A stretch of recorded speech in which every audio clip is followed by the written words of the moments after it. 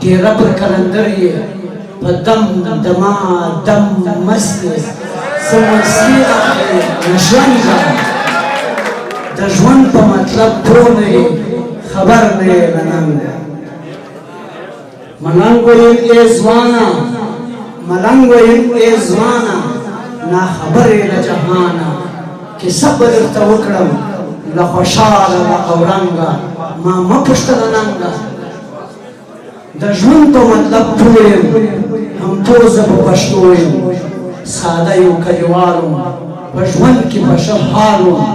هستي وه که نیستي وه خواري وه که خواني وه ساده کلیوال خلک وو ساده کلیوالي وه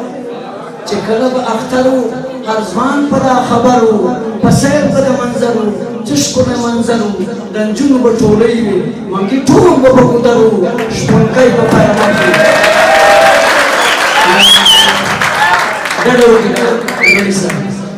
منګي ټول به په ګودر وو شپونکی به په رمه کې شپونکی به په رمه کې د کوهاټ د غره په سر وو شپېلۍ به غږوله په سر کې به د غرو عدد په منظرو رمه به یې څارله ورک به په شپو شپو رنګین به هر سهار و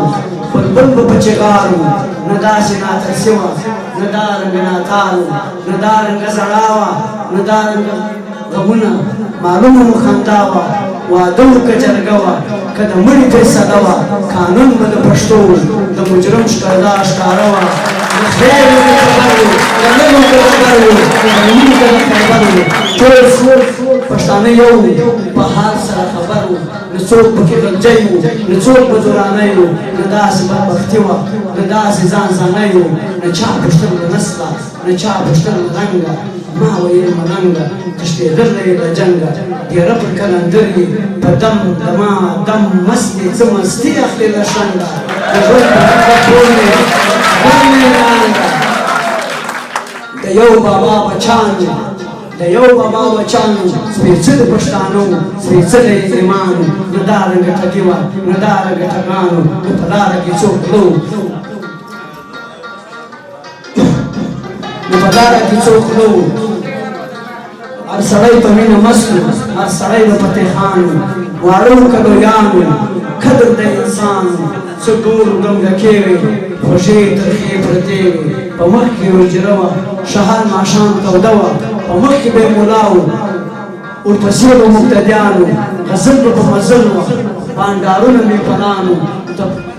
بزګر و او که خان و خوشحاله به هر ځوان نن یې زما د زړګي سره له امو تر خیبره دا څوک دی در په دره دا څنګه شر او شور دی جومات دی او که کور دی پښتون پکې مخ تور دی عینکې کتی نه سو ویرژ و له خپل رنګه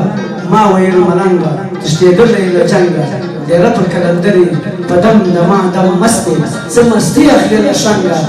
د ژوند په مطلب پوه نه یې تښتېدلی یې له ننګه مننه کوم بس